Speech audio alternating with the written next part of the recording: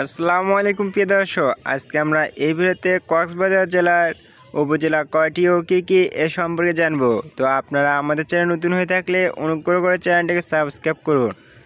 কক্সবাজার জেলায় উপজেলা কয়টি ও কী কী?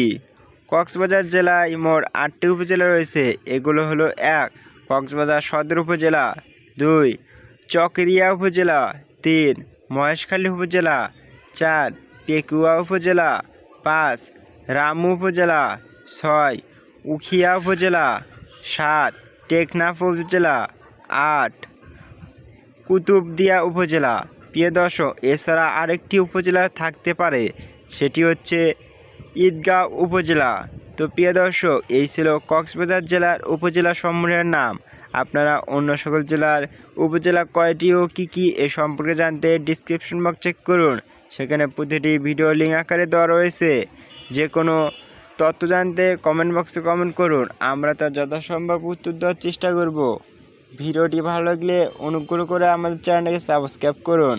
আজকের মতো ভিডিওটি এখানে শেষ করছি। Thanks for watching this video.